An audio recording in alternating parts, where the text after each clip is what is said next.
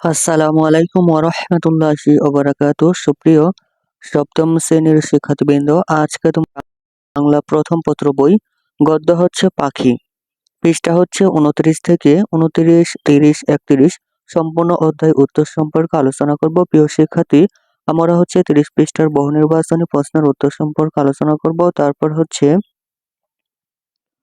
31 পৃষ্ঠার হচ্ছে সৃজনশীল প্রশ্নের উত্তর সম্পর্কে আলোচনা করব। তারপর হচ্ছে সর্বশেষ আমরা কর্ম অনুশীলন এর প্রশ্নের উত্তর সম্পর্কে আলোচনা করব। প্রিয় শিক্ষার্থী, তুমি যদি আমার এই ইউটিউব চ্যানেলে নিয়মিত ভিডিও দেখো তাহলে তোমাদের আর কোনো গাইড বই কিনতে হবে না ইনশাল্লাহ।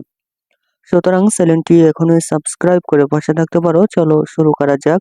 গদ্য হচ্ছে পাখি, পৃষ্ঠা 30, নমুনা প্রশ্ন। বহুনির্বাচনী প্রশ্ন। 1 নম্বর প্রশ্ন হচ্ছে, কুমুর ধারণা অনুযায়ী দিদিমা কাকে পাখিটি ফেলে দিতে বলবেন? উত্তর হচ্ছে একের খ মঙ্গলকে। একের খ মঙ্গলকে। 2 নম্বর প্রশ্ন হচ্ছে, লাটু পাখিটির ডানায় চুন হলুদ বেঁধে দেয় কারণ এটি? উত্তর হচ্ছে 2 এর গ। উত্তর হচ্ছে 2 এর গ, 1, 3। 1 নম্বর হচ্ছে ক্ষত স্থানের জন্য উপকারী। 3 নম্বর হচ্ছে গ্রামীণ চিকিৎসা পদ্ধতি। তারপর হচ্ছে উদ্দীপকটি পড়ে 3 ও 4 নম্বর প্রশ্নের উত্তর দাও। উদ্দীপকটি হচ্ছে কবুতর পোষার শখ কামালের। শুরুতে একজোড়া কবুতর সে খাঁচাতেই পুষত। বলতে গেলে একসময় এটা নেশায় পরিণত হয়। তাই কবুতরের আরামদায়ক বসবাসের জন্য কাঠের কাঠের খোপ বানিয়ে দেয়ালে টানিয়ে দিয়েছে কামাল। এখন তার 5 জোড়া কবুতর। 3 নম্বর প্রশ্ন হচ্ছে, উদ্দীপকে পাখি গল্পের কোন দিকটি ফুটে উঠেছে? উত্তর হচ্ছে 3 এর খ পাখির প্রতি মমত্ববোধ। পাখির প্রতি মমত্ববোধ। 4 নম্বর প্রশ্ন। 4 নম্বর প্রশ্ন হচ্ছে, উক্ত প্রতিফলিত দিকটি পাখি গল্পের কোন চরিত্র সমূহে বিদ্যমান? উত্তর হচ্ছে 4 এর খ 2। 2 নম্বর হচ্ছে কুমু লাটু। কুমু লাটু। প্রিয় শিক্ষার্থী, এরপর পৃষ্ঠা হচ্ছে 31, সৃজনশীল প্রশ্ন। সৃজনশীল প্রশ্ন। 1 নম্বর উদ্দীপক হচ্ছে, সহপাঠীদের সাথে স্কুল থেকে বাড়ি ফেরার পথে একটি বিড়াল ছানা করুণ ডাক শুনে। একটি বিড়াল ছানার করুণ ডাক শুনে থমকে দাঁড়ায় সে স্ত্রী। হঠাৎ দেখে রাস্তার পাশে একটি গর্তে একটি বিড়াল ছানা আটকে আছে। বন্ধুদের সাহায্য নিয়ে সে স্ত্রী সেটিকে পরিষ্কার করে কোলে তুলে নেয়। বাড়িতে ফেরার পর সে স্ত্রীর সেবা যত্নে বিড়াল ছানাটি যেন প্রাণ ফিরে পেল। খুব অল্প সময়ে সে তাদের পরিবারের একজন হয়ে উঠল। কিন্তু ওর ভাই সুজা তাকে সহ্য করতে পারত না, প্রায়ই মারধর করত। একদিন সে স্ত্রী স্কুল থেকে ফিরে বিড়াল ছানাটি আর খুঁজে পেল না। কনক প্রশ্ন হচ্ছে, হাঁসটা গিয়ে কোথায় নামলো? খনক প্রশ্ন হচ্ছে, কুমলাটুর মনে কোনো সন্দেহ রইল না কেন? গণক প্রশ্ন হচ্ছে, সহস্ত্রীর মাধ্যমে পাখি গল্পের কোন বিশেষ দিকটি ফুটিয়ে তোলা হয়েছে ব্যাখ্যা করো। ঘনক প্রশ্ন হচ্ছে, সোজার মানসিকতা কুমু বা লাটুর মতো হলে বিড়াল ছানাটিকে হারাতে হতো না সহস্ত্রীর। বিশ্লেষণ করো। প্রিয় শিক্ষার্থী, সৃজনশীল প্রশ্নের উত্তর তোমাদের দেখাচ্ছি, তা তোমরা সুন্দর করে খাতায় লিখে রাখতে পারো। চলো শুরু করা যাক। সপ্তম শ্রেণী বাংলা প্রথম পত্র বই সপ্তবর্ণা। গদ্য হচ্ছে পাখি, পৃষ্ঠা 31, সৃজনশীল প্রশ্নের উত্তর। কনক প্রশ্ন হচ্ছে, হাঁসটা গিয়ে কোথায় নামলো? কনক প্রশ্নের উত্তর হচ্ছে, হাঁসটা গিয়ে বিলের উপর নামলো। খনক প্রশ্ন হচ্ছে, কুমলাটুর মনে কোনো সন্দেহ রইল না কেন? খনক প্রশ্নের উত্তর হচ্ছে, কুমলাটুর মনে কোনো সন্দেহ রইল না, কারণ পাখিটি ক্রমাগত উড়ছিল এবং খুব দ্রুত অন্য পাখিদের ধরে ফেলতে পারবে বলে মনে হচ্ছিল। কুমলাটুর সেবা এবং নিজের চেষ্টায় পাখিটি ধীরে ধীরে সুস্থ হয়ে উঠেছিল। তার যে পাখায় গুলি লেগেছিল সেটি সেরে উঠেছে। এখন সে উঠতে পারে, তবে খুব ভালোভাবে পারে না। একদিন বুনো হাঁসরা যখন উড়তে লাগলো, কুমুর পাখিটিও অনেকখানি উঁচুতে উড়ে গেল, কিন্তু তখনই নেমে এলো। হাঁসরাও নামলো। সারা রাত বিশ্রাম করে পরদিন সকালে যখন আবার পাখিগুলো উঠতে আকাশে উড়ল, তখন পাখিটিও তাদের সঙ্গ নিল।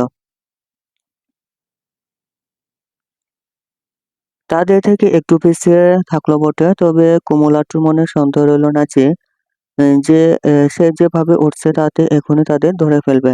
গণক প্রশ্ন হচ্ছে, সে অস্ত্রের মাধ্যমে পাখি গল্পের কোন বিশেষ দিকটি ফুটিয়ে তোলা হয়েছে ব্যাখ্যা করো। গণক প্রশ্নের উত্তর হচ্ছে, সে অস্ত্রের মাধ্যমে পাখি গল্পের প্রাণের প্রতি মমত্ববোধের বিশেষ দিকটি ফুটিয়ে তোলা হয়েছে। পাখি গল্পে পাখির প্রতি দুজন কিশোর কিশোরীর অকৃত্রিম মমত্ববোধ ও সমবেদনা ফুটিয়ে তোলা হয়েছে। কুমু ও লাটুর প্রচেষ্টায় একদিন আহত বুনো হাঁস স্বাভাবিক জীবন ফিরে পায়। উদ্দীপকের স্বস্তির মধ্যেও প্রাণীর প্রতি মমত্ববোধ ফুটে উঠেছে বিড়ালছানাটিকে সেবা যত্ন করার মাধ্যমে। গর্তে পড়ে থাকা বিড়ালছানাটিকে সে পরিষ্কার করে কোলে তুলে নেয়। বাড়িতে তার সেবা যত্নে বিড়ালছানাটি যেন প্রাণ ফিরে পায় এবং অল্প সময়ের মধ্যেই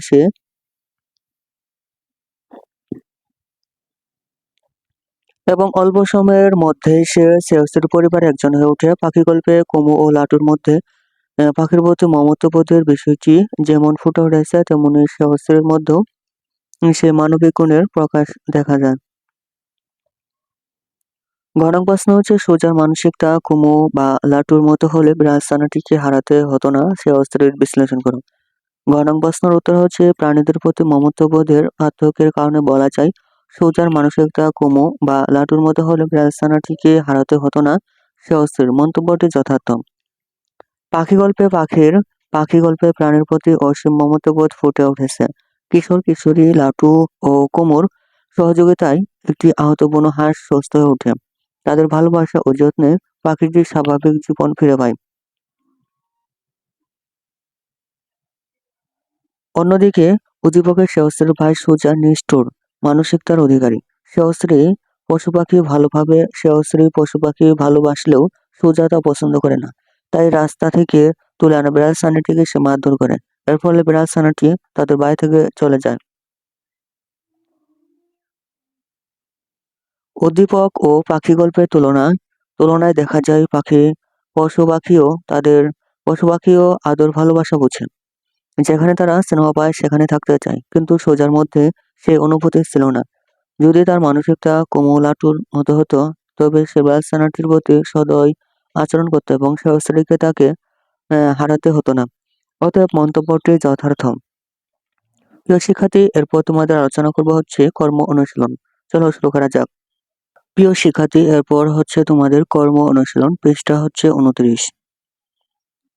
কর্ম অনুশীলন ক নম্বর প্রশ্ন হচ্ছে, তোমার পছন্দের প্রাণীর সমূহের তালিকা করো। খ নম্বর প্রশ্ন হচ্ছে, বিভিন্ন সময় মানুষেরা কোন কোন প্রাণীর প্রতি কি ধরনের বিরূপ আচরণ করে থাকেন।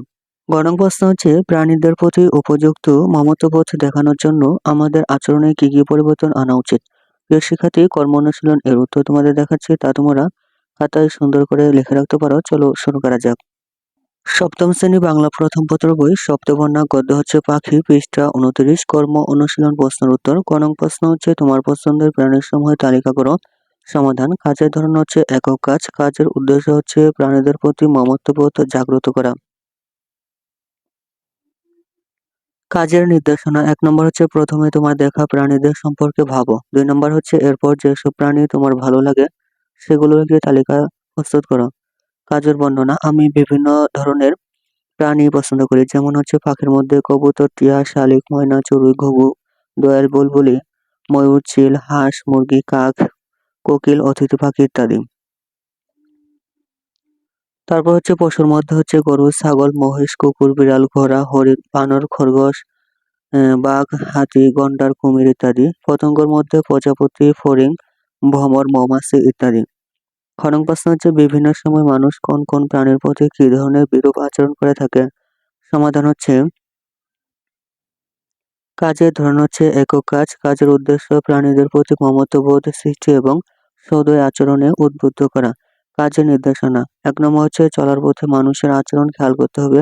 2 নম্বর হচ্ছে, মানুষ বিভিন্ন সময় কোন প্রাণীর প্রতি কিরূপ আচরণ করে তা লিপিবদ্ধ করতে হবে। তারপর হচ্ছে কাজের বর্ণনা। মানুষ সৃষ্টির সেরা জীব। হাজার হাজার বছর ধরে মানুষই এই পৃথিবীকে শাসন করেছে। মানবিক গুণাবলীর অধিকারী হলেও মানুষ অনেক সময় অমানবিক কাজে লিপ্ত হয়। আমাদের চারপাশে থাকা প্রাণী জগতের প্রতি অনেক মানুষ বিভিন্ন সময় বিরূপ আচরণ করে। মানুষের এই অমানবিক আচরণের জন্যই প্রাণীকুল আজ বিপন্ন। নিজেদের প্রয়োজন মেটাতে অনেক গৃহপালিত পশু পাখি পালন করে, কিন্তু সেসব প্রাণীর জীবন গৃহকর্তার মর্জির উপর নির্ভর করে। যখন তখন প্রাণী ধরে হত্যা করা মানুষের কাছে প্রায় স্বাভাবিক ঘটনায় পরিণত হয়েছে। প্রয়োজনে অপ্রয়োজনে মানুষ প্রাণীর প্রতি বিরূপ আচরণ করে। নিজেরা আরামে থাকতে আমরা অন্য প্রাণীর শ্রম কাজে লাগাই। আমিষের চাহিদা মেটাতে নির্বিচারে প্রাণী হত্যা করি, গরু দিয়ে হাল চাষ, ঘোড়া দিয়ে গাড়ি টানা ইত্যাদি কাজ করানো হয়। চড়া শিকারের দৌরাত্ম্যে প্রাণীকুলের জীবন আজ বিপন্ন। শীতের সময় আমাদের দেশে অতিথি পাখি উপযোগী আবহাওয়ায় স্বল্প সময়ের জন্য বসবাস করতে আসে, কিন্তু নিষ্ঠুর ও লোভী মানুষের হাতে তারা প্রাণ হারায়। সরকারের নিষেধ থাকা সত্ত্বেও শিকারীরা তাদের ধরে বিক্রি করে অর্থ উপার্জন করে। তাদের হাত থেকে আমাদের দেশি পাখিও নিরাপদ নয়। বর্তমানে মানুষের কাছে বনের পশু-পাখিও নিরাপদ নয়। শিকারীরা বাঘ, হরিণ শিকার করে অর্থ উপার্জন করে, এমনকি জীবন্ত ধরে বিদেশে পাচার করে। বনের পশু এনে চিড়িয়াখানার খাঁচায় বন্দী করে তাদের স্বাভাবিক বিকাশে বাধা দেওয়া হয়। মানুষের এসব কর্মকাণ্ডের ফলে প্রাণীদের জীবন আজ বিপন্ন হয়ে পড়েছে। গণ প্রশ্ন হচ্ছে, প্রাণীদের প্রতি উপযুক্ত মমত্ববোধ দেখানোর জন্য আমাদের আচরণে কি পরিবর্তন আনা উচিত? সমাধান: কাজের ধরন, একক কাজ, কাজের উদ্দেশ্য, প্রাণীদের প্রতি সদয় আচরণে উদ্বুদ্ধ করা। কাজের নির্দেশনা।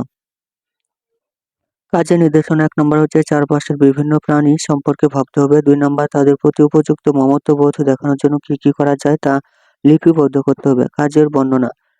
প্রাণীদের প্রতি মমত্ববোধ দেখানোর জন্য সর্বপ্রথম আমাদের আচরণ ও দৃষ্টিভঙ্গির পরিবর্তন করতে হবে।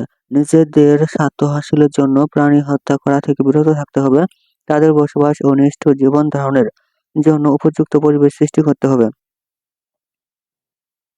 অতিথি পাখির শিকার বা ক্রয়-বিক্রয় করা যাবে না। তাদের প্রতি সদয় আচরণ করতে হবে। গৃহপালিত পশু-পাখির সঠিক রক্ষণাবেক্ষণ ও পরিচর্যা নিশ্চিত করতে হবে। বন্য প্রাণী শিকার ও পাচার বন্ধ করতে হবে।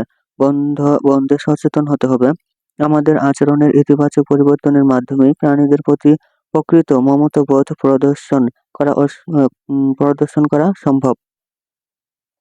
প্রিয় শিক্ষার্থী, এছাড়াও তোমাদের সপ্তম শ্রেণী বাংলা প্রথম পত্র বই শব্দবন্যা গদ্য হচ্ছে পাখি, পৃষ্ঠা 29 থেকে 31, কর্ম অনুসরণ প্রশ্নের উত্তর, বহু নির্বাচনী প্রশ্নের উত্তর এবং সৃজনশীল প্রশ্নের উত্তর দেখানো হয়েছে। প্রিয় শিক্ষার্থী, অন্যান্য সকল বইয়ের উত্তর পেতে চ্যানেলটির প্লেলিস্টটি দেখতে পারো।